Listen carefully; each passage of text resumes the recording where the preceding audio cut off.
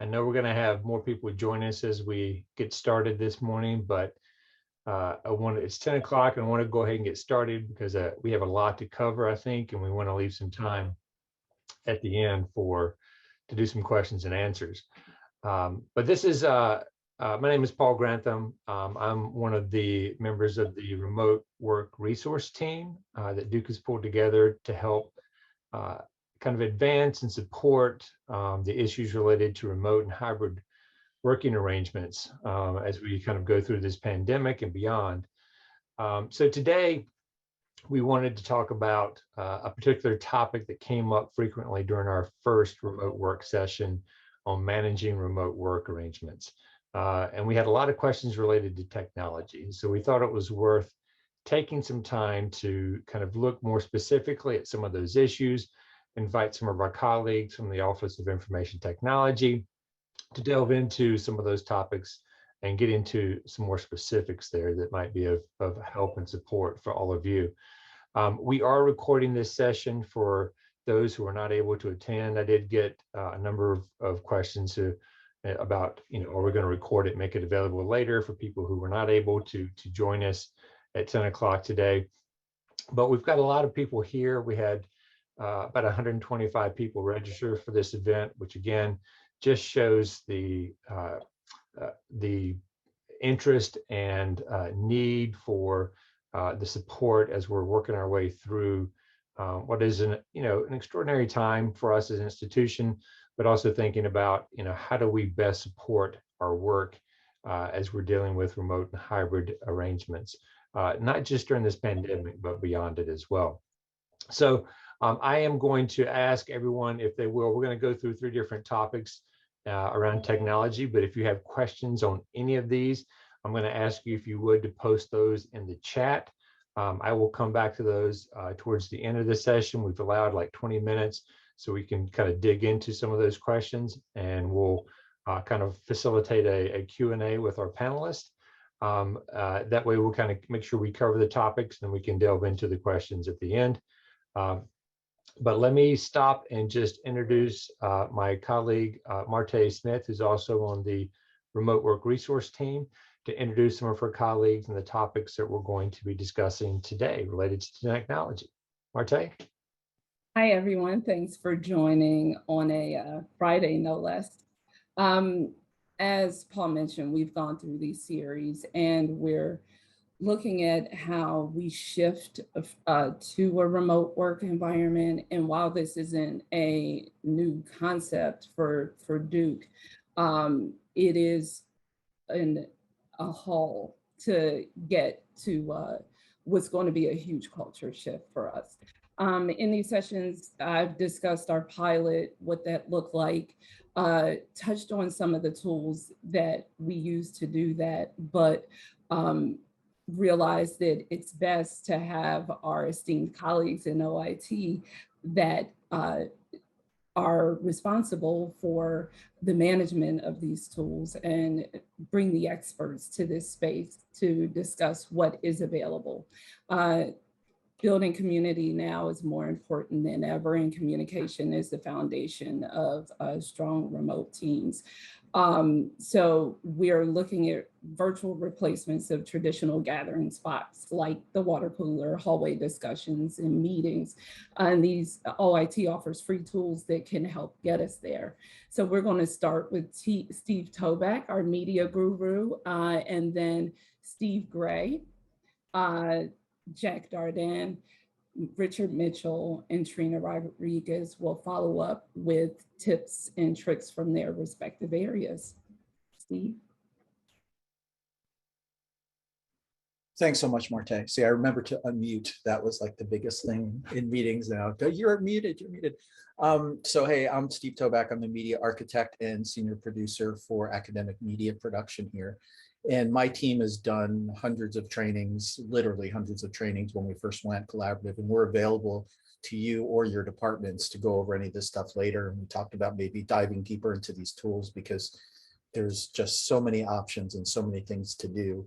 And it really, the answer to a lot of this is going to be, it depends. It depends on what your purpose is in doing a meeting. even though this order that you see here for the tools, I'm going to jump microphone to the first, because being able to be heard is the most important part of being in an online meeting. And there's really two factors there. One is your environment. Right now, I'm just using the microphone on my laptop because I'm in my studio and it's quiet. But if you're, if you generally do your meetings and maybe your partner or other people are homeschooling or whatever, and there's lots of noise going on, then you may want a headset microphone. Or if high quality audio is important, you might want a USB microphone. So we had originally set up a chart, which we are going to make available, saying good, better, best, but it's really not a good, better, best situation. It's really what's important to you and what works well for you. But being heard is the most important thing. The other thing people don't think about audio is your internet connection. So I'm going to jump out of line there too. Having broken audio or audio that's stopping or starting, and I'm sorry, and the other audio problem is my dog with his bone over here on the hardwood floor. Challenges of working at home. So your internet really matters, right, for your audio, because having broken audio is probably another big distractor. So things like sitting closer to your router or having I have a direct plug-in and to my router. If you sit close enough to it, taking a wire and plugging in always is great. And since I share a lot of video, I actually have a fiber connection into my house, which is super high speed. It's gigabit Ethernet. But again, it depends. If you're not doing that, your Wi-Fi might be great, and make sure that the people, I was going to say your child, but maybe your spouse too, is not gaming while you're trying to do stuff, because you're all sharing the same bandwidth. So internet is critically important to your audio as well. Your camera, again, most laptops and even desktops have built-in cameras. Those are fine. I'm using a external camera just so I can set it a little bit farther on my desk. I'm going to take this bone away from him. It's a little bit farther away and it's a little bit wider angle. It was important for me to show everybody all my guitars because I really love them. But having a camera is great as well. Or if you're doing things that are important that are like, let's say you're presenting to a seminar or something and you want the video to look great, you can use your camcorder and one of these little converters to actually use a camcorder for Zoom as well. So again, the camera, it's, for most things, if you're just having daily meetings, your built-in webcam should work fine. I do have a light you can see over here. I have a little USB light that I have off to the side just to make sure I don't have shadows. The most important thing, and I could call out some people on this meeting today, is not to have a light behind you. Right, you don't want to be in front of an open window if possible, right? So all of these things, because what happens with the light behind you, the camera sees that and it makes you darker. So I can tell people are shifting in their seats right now. But that's the most important thing. And then these lights are relatively inexpensive. Again, we'll have links to this later. And headphones. I'm just using my speakers in my computer because, again, I'm in a quiet environment and there's no issues with that. But if you're taking calls, sometimes I will be on campus and I'll have a meeting, I'll have to go sit in the library. So having headphones, even, your earbuds with microphones work in most computers. Or if you get the USB headset, that solves two problems, right? It's a closed ear headphone and it's a microphone. So like I said, we do consulting. If your department is going to be doing some sort of thing where you need some special media, you can just reach out to me through the help desk, and we do group training for departments, or we could do individual if you just have a question. And we also have the Duke Digital Media Community, which you could always send something if you have a question about a specific camera or something. So that's it. And I guess I'll introduce my other Steve, or the Steve. I'm the other Steve, Steve Gray, to take us to the next part. Hi, everyone. I'm Steve Gray. I'm with the OIT PACE team as a service manager. And let me echo something that Steve said. We also do a fair amount of training, and we can do departmental training. So if you are interested in any of that, any of the topics that I cover, please feel free to reach out to Trina. She would be happy to help you organize something like that. Zoom, everybody at this point should be well familiar with Zoom. There's a couple of high points here to pick up on the newer client. We've got now there is automatic closed captioning. And you can even see in our current meeting that there is closed captioning available down there. The difference now is that it attempts to caption automatically without the need of a human typing it. However, The thing to remember is that if we can use the native Zoom captions, and shouldn't need to use a third-party automated service. But if you're running an event, a class, conference, webinar, and someone has contacted you that they require accurate closed captioning, you'll need to work with the accessibility office to hire a professional for this service. The automatic options have inaccuracies. So if you want it to be need it to be extra precise, then you'll still need to work with a live person to pull those things off. Another new feature that we've got with Zoom is immersive view. So if you've got a small meeting, in this case, if you're looking at everybody, we're all just a big blob on the wall. But if you've got up to, a smallish meeting with up to 25 people, immersive view allows you to set them up in a virtual background where it looks more like an actual conference room. People are spaced a little more randomly around the room, and it can ease that feeling of looking at a grid the entire time. It's important to note that we have, that Duke has in our license, 500 and 1,000 seat webinar available. We have extra licenses. So we have a request process. If you have the need of a large meeting or a large webinar, there's a request process on that. You can get access to these things without having to spend a nickel of departmental money to doing that, since they're already covered. The other thing that's important when you're using Zoom is that you're best off using the Zoom client, and it is important to try to maintain the highest or the latest updates on that client. Some of you, or maybe even many of you, are on Duke managed devices, and those things should be taken care of automatically. But if you are on using a laptop that you're managing yourself, periodically go in and make sure that you've got the latest Zoom client, because some of these features are not available, if you don't have that. The other thing to keep in mind, with our Duke license, we have a 300 maximum participants versus 100 if you just had the free plan. We have 30-hour meeting durations versus only 40 minutes if you're on the free plan. And we can get automatic meeting transcripts at the end of the meeting, so you can record your transcripts and download those. Speaking of recordings, we have recently enabled the ability to transfer your recordings automatically to Panopto. That's an important detail, more on the faculty side, but we have a large number of recordings being hosted at Zoom, and that's not very cost effective. So we're trying to get people to move those things off, and Panopto makes that easy, the integration with Panopto. So having spoken now about Zoom, we're going to move on now to talking about Microsoft Teams a little bit.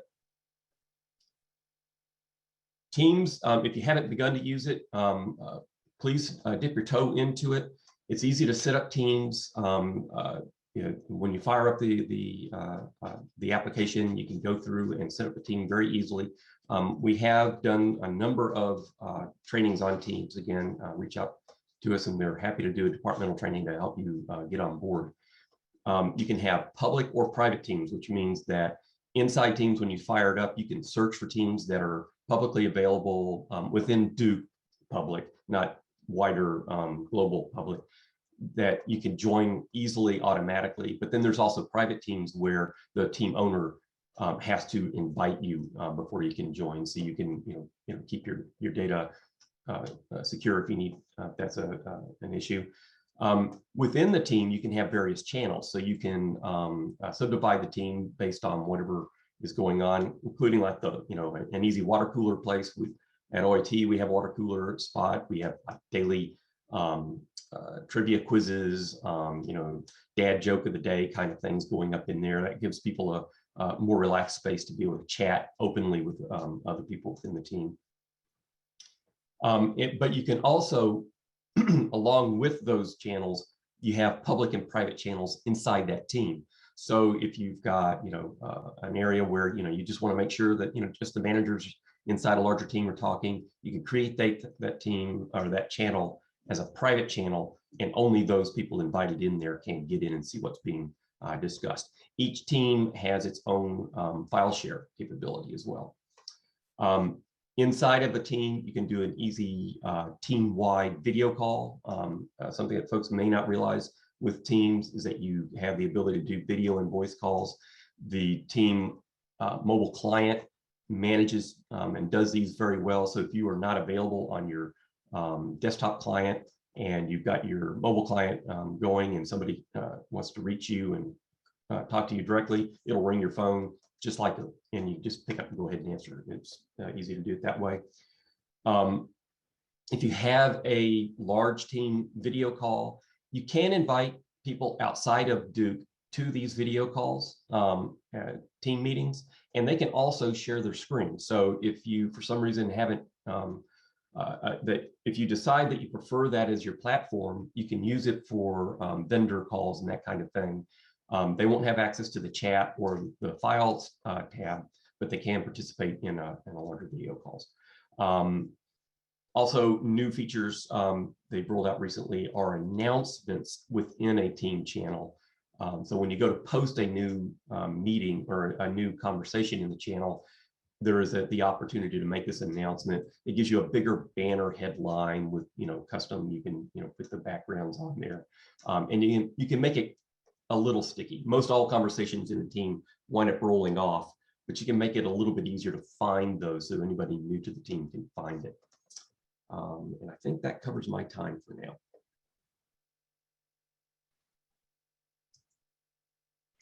Hi, I'm Jack Darden. I'm with the OIT Communications Group. I'm just going to quickly go over Jabber. For those of you that aren't familiar with what Jabber is, it's an application for messaging, video conferencing, and cell phone functionality, which will be our focus today. The app is available on computer, Mac, Windows, cell phone, iOS, Android, and tablets. It can be used from a remote location on and off Duke's network, so there's no need for a VPN. For those of you that aren't familiar with what a cell phone is, it's a software-based telephone. It can be tied to a Jabber client. And again, so if you're using your iOS device or Android device, you can make a phone call with your Duke phone number. So the advantage to that is a remote participant would see your Duke number and not your personal cell phone number. You can also manage and look at voicemails. Coming soon to Jabber is multi-line. And if you're interested in learning more about Jabber, feel free to reach out to me directly, or you can search Jabber on OIT's website. If you're interested in attaching your phone number to Jabber, you can open a ticket with OIT or DHTS help desk. And just to point out, there's no charges with using Jabber in your phone number. Richard Mitchell's next with Zoom Rooms. Thanks, Jack. So my name's Richard Mitchell. I'm a senior AV design engineer for OIT. And I like to joke that I consult on all things from what's the hot new laser pointer, all the way up to multi-building AV systems and anything in between. And I obviously provide a free consulting service for anyone with a duke.edu email address. Feel free to send me an email if you've got questions about any of the things that we're talking about here or anything AV related. Happy to chat and push you in a direction or put you in contact with the right people. So besides the consulting, I also manage a majority of our Zoom rooms. And we get a lot of questions as to what is a Zoom room. Clearly, if Zoom is great, a Zoom room must be just that much better because it's clearly a room full of Zoom. Well, that's not necessarily the case. So we have Zoom as a product, we have Zoom Webinar, and we have Zoom Rooms.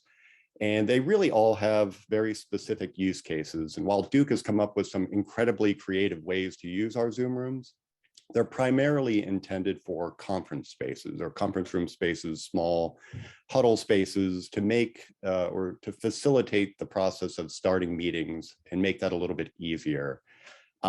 It solves a specific problem. The old days of walking in with your laptop and connecting an AV system proved, one, to be complicated. You know, you'd have to plug in a USB or a dongle or a HDMI cable to get connected to the mics and the camera and the speakers in a room. Sometimes that would take, 4 minutes. Sometimes it would take 15 minutes. And when your meeting should have started at 10, it really starts at 10:20. So a Zoom room is in essence the Zoom application running on a computer that is permanently installed in a small to medium-sized conference room where you can bring in your laptop and connect to that device so that the cameras, the mics, and the speakers all work pretty much seamlessly. And it also adds in a couple of additional features. You can integrate a calendar. So if you've booked a meeting into a Zoom room, you can walk in and hit a button and automatically start that meeting. So how much does it cost? That's a great question, because it can cost anywhere from a couple $1,000s all the way up to $20,000 or $30,000, depending upon the complexity of the room, the existing hardware that may be there, and also some of the configurations that need to be kind of designed specially for specific locations. Duke has very few conference rooms that are identically shaped or sized or designed. So a lot of consulting needs to be done on the upfront when you start looking at Zoom rooms as a solution. Also, you know, the cost is actually considerably lower than a more traditional AV system. So just kind of back of the envelope, I would say it's roughly half as expensive as a more traditional AV system would have cost just a couple of years ago. Just a couple of pros and cons associated with a Zoom room. Again, a lot of people view a Zoom room as some kind of a holodeck or a magical thing that's going to solve all of your Zoom problems, when in reality, it adds a lot of features, but it also can kind of remove some of the features as well. So, so one of the major pros is that it's permanently installed in a location. You don't have to worry about the mic, speakers, and cameras. They're just there, and you can start up your meeting. Another big pro is it's deeply integrated with a wide range of services on campus. You can have Sakai integration if you're teaching a small class in a Zoom room. You have calendar integration so that you can have one button to start, and a number of other little kind of creature comforts that are nice to have in there. The third big pro is the cost. It's reasonably inexpensive to get one deployed. But a couple of the cons would be, we still have groups that want to have big meetings, and they think running the meeting from a Zoom room would offer a superior experience. That's not always the case. Sometimes just running the Zoom app, you have more flexibility and dexterity when you're trying to click on buttons or to mute people or answering chat. A Zoom room can do a lot of those features, but they're not necessarily, I would say, designed specifically for that. So you may find simply operating a regular Zoom call or a Zoom session to be more efficient with your time. Another con is that flexibility. Again, with a couple of webcams and a couple of lights, you can do some really creative things with a regular Zoom session that may be considerably more challenging with a Zoom room. So something to think about. Again, Zoom as an app can be incredibly flexible. A Zoom room, because everything's permanently installed, maybe a little less so. And also there's an annual fee associated with a Zoom room that you'll pay forever, for as long as you keep your Zoom room. So that's something to keep in the back of your head as you start looking at these as a solution. 2.5 years ago, Duke had 0 Zoom rooms, and now we're well over 150 Zoom rooms with probably 25 to 40 additional going online over the next 2 to 4 months. So it's definitely growing in popularity. But before you go and start saying we're buying a Zoom room, definitely have a conversation with us, because we can definitely, give a good perspective as to where they work really well, who's had good success at the university with a Zoom room, and where Zoom or one of the other applications may be a better product depending upon your use case. And that's it. And Richard, can you touch on just briefly about the importance of ordering equipment well in advance, considering the yes, shortages? There is an incredibly challenging chip shortage with all things computer related. So, and it's impacted AV in a very particular way, where some of our manufacturers are now saying, 2022 will be the earliest that they're shipping any product. Obviously, there are situations where certain products are available now, But again, when you start envisioning and like considering a Zoom room for deployment, it could be anywhere from 3 to 4 weeks to 3 to 4 months before the hardware is available. So just try to, again, work with us. We can quickly kind of give a time frame when hardware would be available, but it's the Wild West out there right now with AV. So keep that in mind. Thank you, Richard. And there's a great article in Duke Today about the shortage and how that affects Zoom rooms down to, I need a laptop. So again, not waiting until the last minute is extremely critical right now.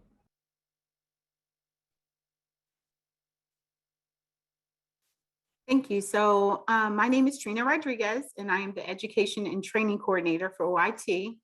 I'll just take a moment to mention a few other resources to engage in technology that can be useful for hybrid work. First, I'd like to mention the Learn IT at Lunch. That is held on Wednesdays bi-weekly at noon. We cover topics such as Qualtrics, advanced Zoom options, and IT security awareness. These sessions are held in the fall and spring semesters. I'd also like to mention LinkedIn Learning. It is a resource for professional development that is free to Duke students, staff, and faculty. LinkedIn Learning provides online learning courses to attain new skills and to brush up on old ones. So each week there's new courses being added to their current 16,000 course library. So you can connect from your phone, your desktop, or your laptop. Also, it's the Innovation Collab. Many of our staff members are not aware that we can access these courses. The Collab's goal is to empower the entire Duke community to create and to innovate. They offer classes in a variety of tech topics, from web design to programming to arts and fabrications, building websites, making logos, and so much more. It is a great resource. You should all give it a try. The last resource I like to mention is the Remote Work Arrangements website. On this website, there is a tab for technology. At that location, you can find a lot of the information that we've actually shared with you today.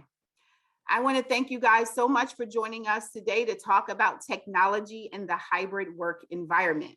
I hope that you all are empowered and ready to look good, sound good, and embark on a new learning journey as you utilize the resources and information shared with you today.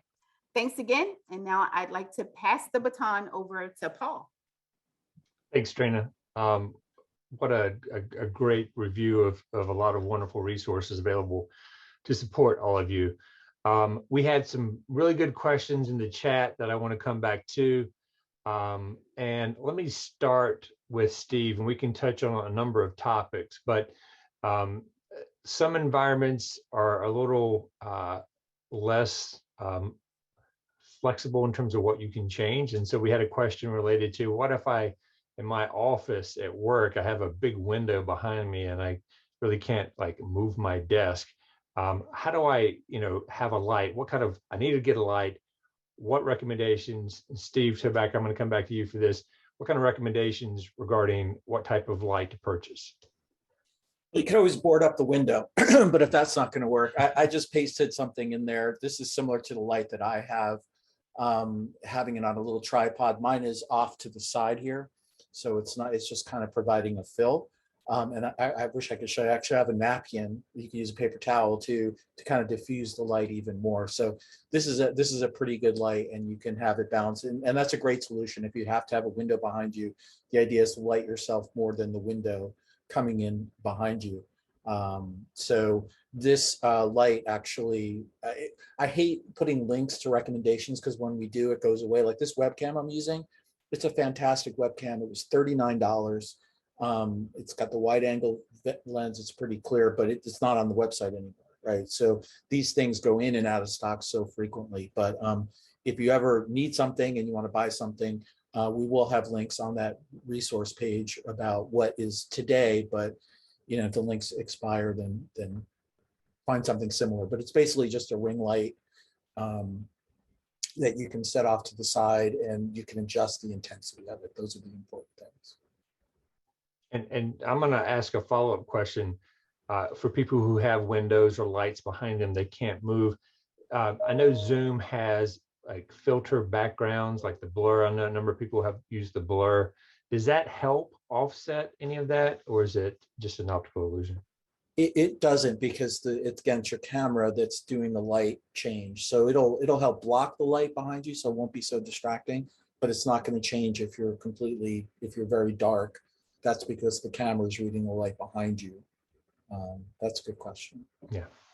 And then we had a question regarding bandwidth. You talked about, having fiber at your house for video sharing and things like that. What about hotspots? Are hotspots sufficient for Zoom meetings or team meetings? Well, I mean, generally, if you're talking about a public Wi-Fi hotspot, I would not recommend those at all, just because, but number one, from security aspects, you don't know what you're connecting to. But number two, it's being shared by lots of people.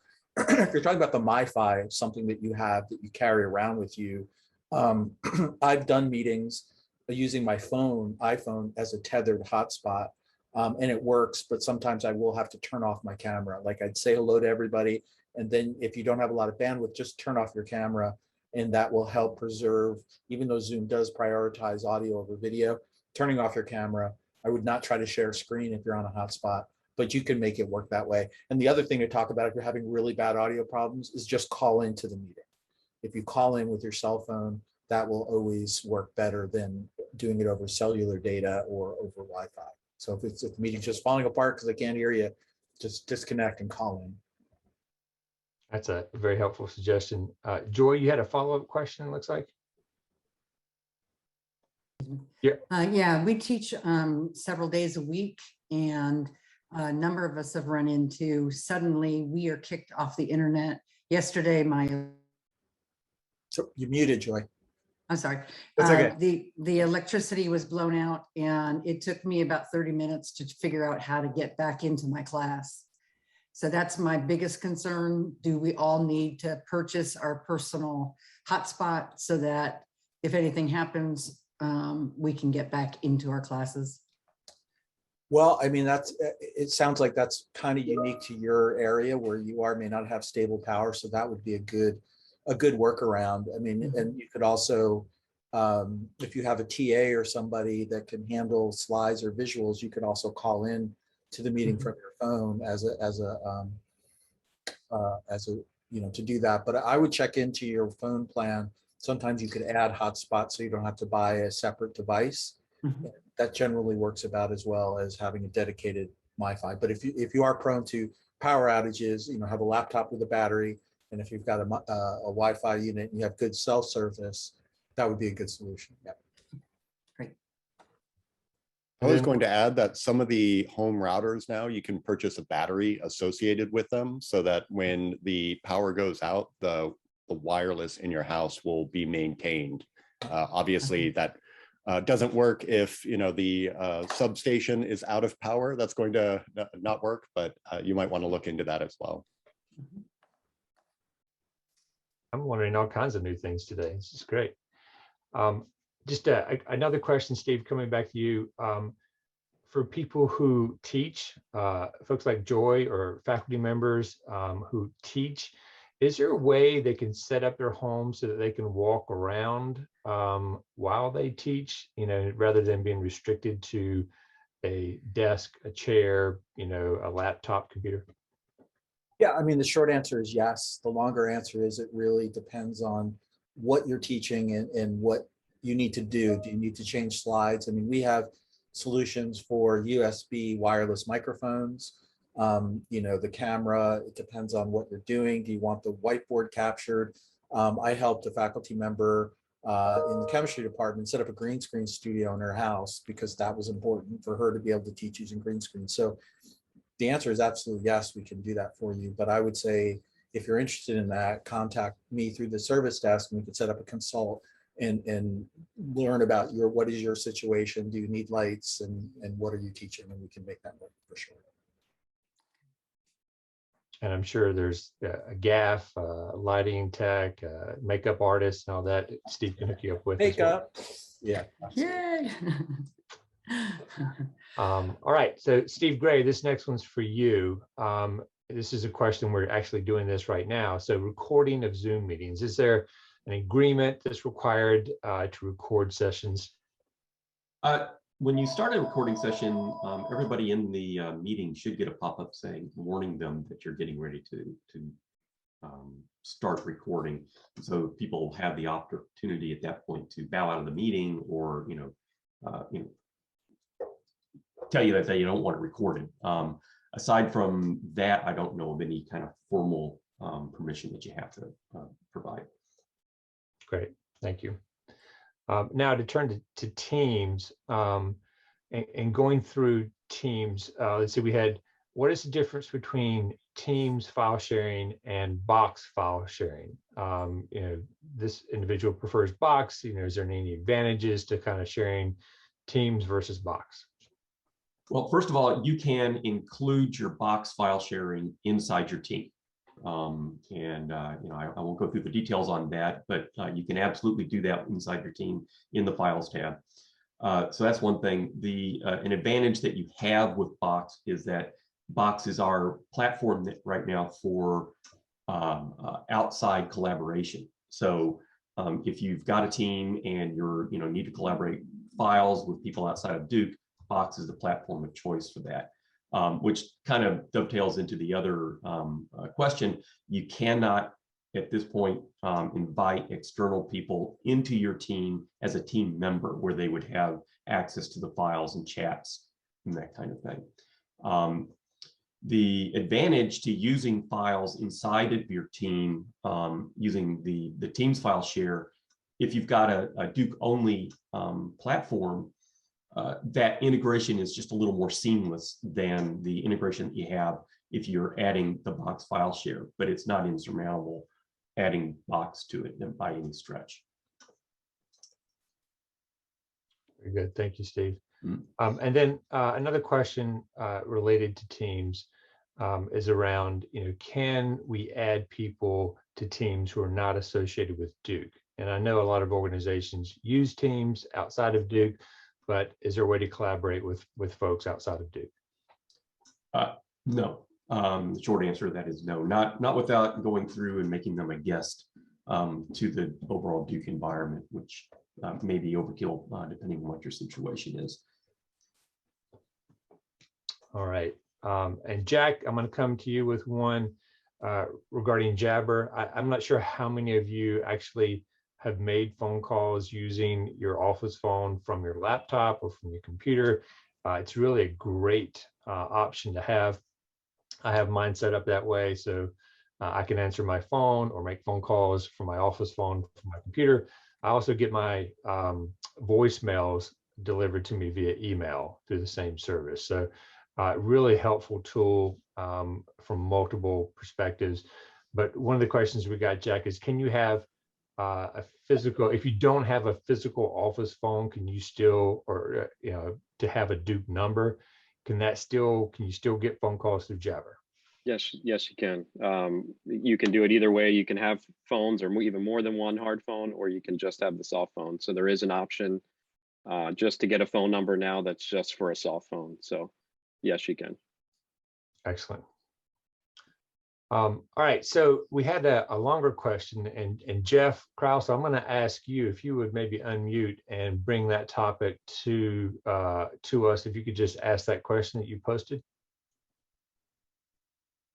Sure. Yeah, I'm happy to. And this has all been really helpful. I appreciate all the tech pieces, and I feel like we've certainly made some progress, I know, in our team on utilizing a lot of that. So I guess the one issue, and it's maybe it's beyond this call, I don't know, but one thing I was kind of hoping to get out of this call was really dealing with some of the management issues that me and my fellow managers at the law school have been running into around both, living in this hybrid world and having a home remote office as well as one in the building.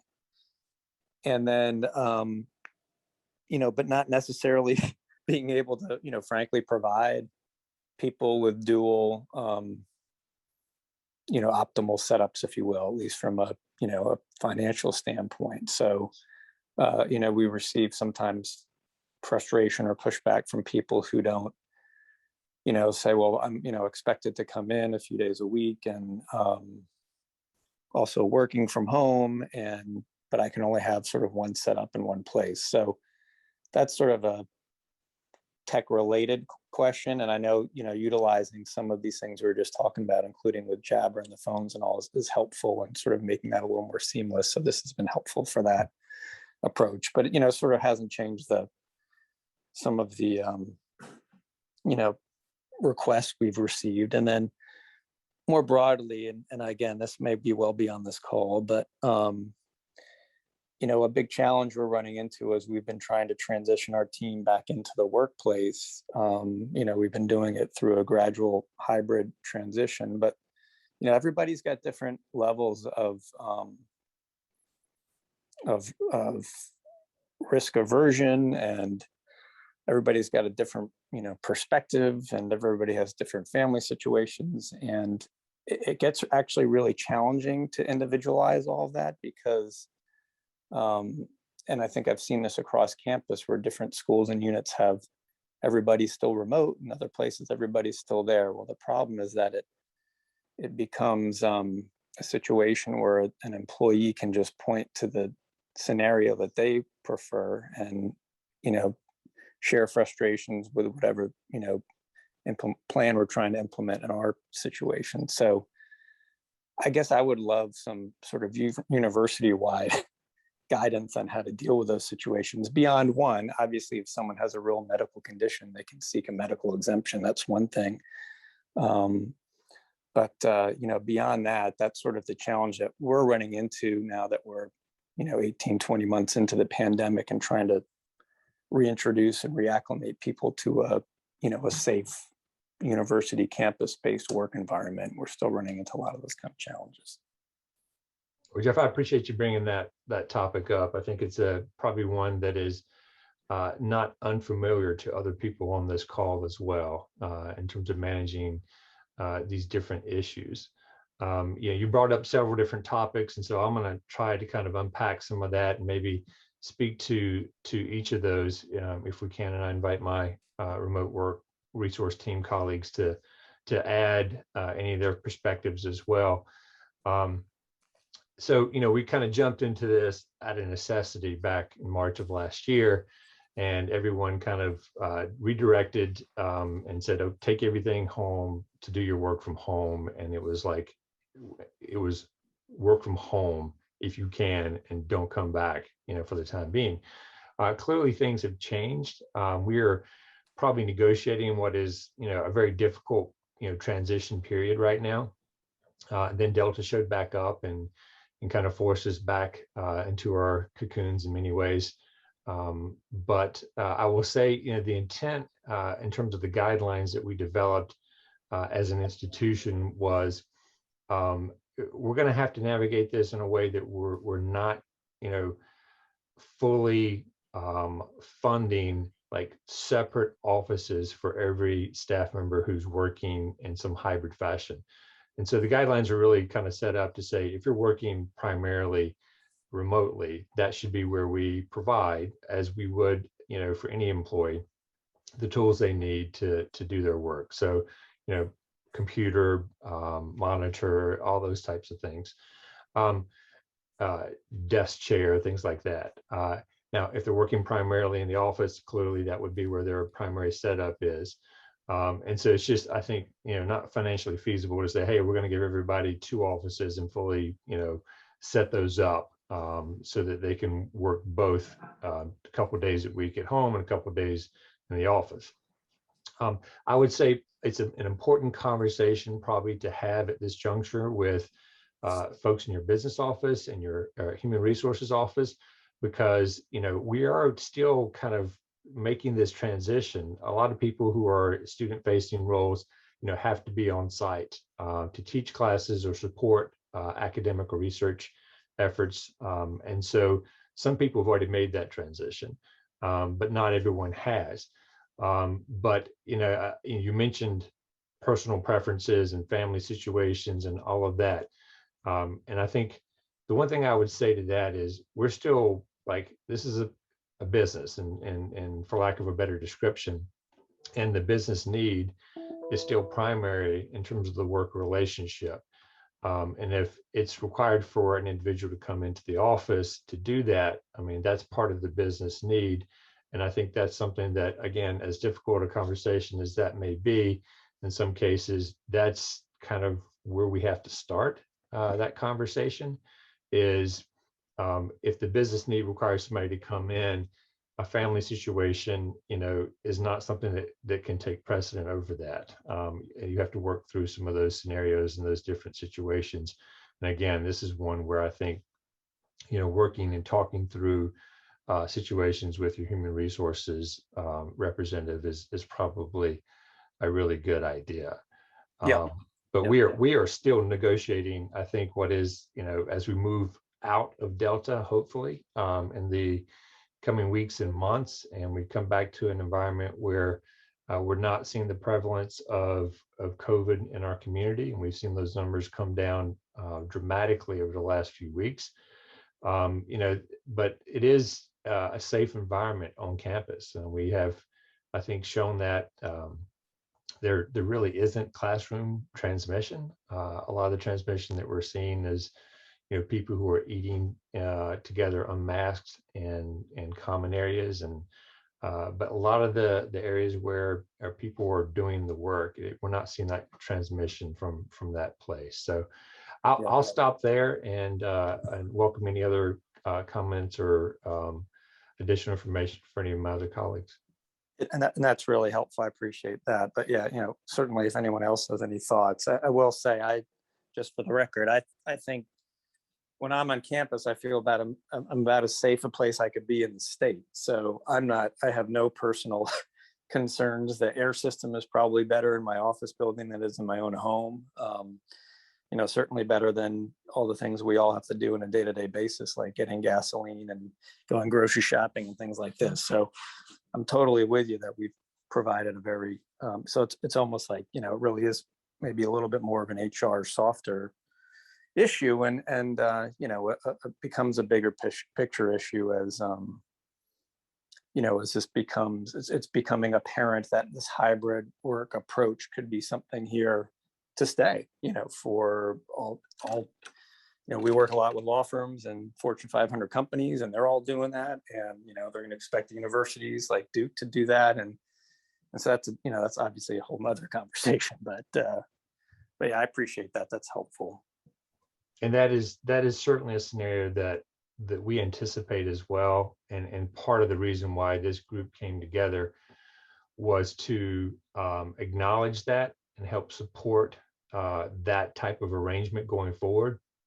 We know it's a competitive advantage as we think about the marketplace, and we've all seen the labor supply demand issues in the market right now. And as an employer, Duke wants to position itself competitively so that we continue to attract and retain the best talent. And so we know hybrid remote work arrangements are a permanent part of our future to different degrees. And so getting this type of feedback and hearing the questions and where the needs are from all of you, I think is very helpful as we think through some of those issues and think about what topics we need to bring back so that we can explore in more detail. So thanks for the question, Jeff.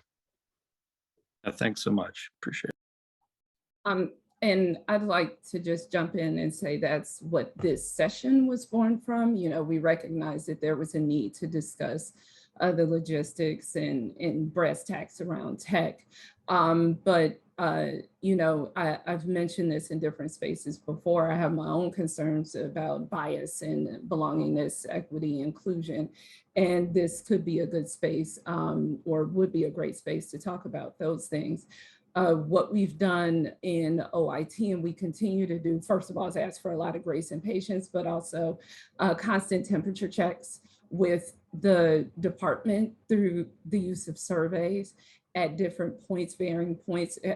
you know, there's a lot of angst in the beginning, felt like it relaxed in the middle, and now it's tightening on where we are now with the Delta variant. So we've done Gallup polls, engagement surveys, or how are you doing surveys, and then how are you working now? How do you see yourself working in the future? What are your needs? And just making sure that we're not making decisions in a vacuum and we're being inclusive of everyone where you're at right now, but also being realistic about what we're able to offer. To Paul's point, you know, there's the business end of this, and there's only so far that we could go where, you know, we're going to have to ask employees to meet us where we are now to make sure that Duke continues to function efficiently, solidly as an enterprise. We've standardized where we can and realize the standardization word of, it's a difficult word for me, is key. We learned that in one of our pilots. We're just offering basic, we have a drop-in space. We moved to a space that's a third of the size of where we were. So realistically, we're not all going to be able to come back into the office at one time. And we had to quickly begin to think about how can we set everyone up to work from home efficiently. And we did inventory and gathered inventory and asked staff to take equipment that you have home, but then what can we offer in this drop-in space that would create a seamless work environment, from, you know, basic things, keyboard setups, mice, displays. So again, we're still treating this as an experiment because we don't know what it's going to look like beyond the pandemic. And I think communication, again, going back to the beginning of this, and the reason for this topic about collaborating and communicating and make sure that we understand the needs of the university, the needs of our units, the needs of the individuals in it, and then create a feedback loop that, you know, we're not going to have the answers right now, and that's okay. But collaborating and continued collaboration to get us there.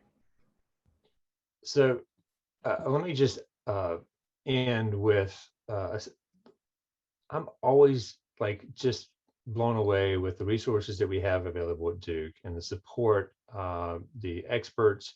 So I think you've seen some of that on the technical side today. We have some really great people here who can assist with making technical capabilities to help support hybrid remote work. But we also have great colleagues in learning and organization development, and this may help address some of the questions that came up here towards the end around managing different situations with hybrid work. So let me just kick this over to Joy Birmingham, who is actually teaching a class coming up about managing hybrid workforce. So Joy, you want to just mention the details around that? Sure. The other piece to this, I appreciate everything everybody has said. And Jeff, what you've brought up is the human side of any change in the workplace, that there are skills that managers and employees may not possess to be able to understand how to move from one place to another, how to trust employees to actually do their work, especially with work that is not quantifiable. And so a lot, you know, out of sight, out of mind, all of those are also competency based. And so we've been teaching a course for many years on managing at a distance. And what's so ironic about it is I primarily had to remind managers that they had people that were not co-located. And in fact, when I managed somebody at a distance, I had to put their picture on my computer so I wouldn't forget them. What's happening now is just the opposite, is that we're really geared for the people who are not with us and forgetting the people who are at Duke. And so it's really a shift in everybody is important and everybody needs to feel included. As Marte said, no, not everybody has a situation at home where they want to be on computer and on Zoom. And so those people issues are what my department does best. And we're rolling out a class November 3rd from 9 till 12, and it's open for registration at this point. And we will work with Paul's team to collect a lot of the competency-based issues or questions that have come up. Thank you, Joy. Again, just some wonderful resources available to help support you in managing, what is, again, a challenging time for us as we kind of adapt, adjust, and transition based on our constantly changing circumstances. So I want to thank everyone again for joining us today. It's been a great session. I hope you found some value and some tips and tricks that you can use as well. And we will, again, take this recording, make a few minor edits to Steve. I'm going to try and take out the glare of the picture behind me. But we'll get this posted and we will share this on Managing at Duke. We also are collecting these under the manager section of the remote work website. So if you go to that, you will find the previous session we did, and we'll post this one there as well. And we welcome your suggestions and thoughts about future topics, areas you'd like for us to explore in greater detail. Thank you all and have a great Friday.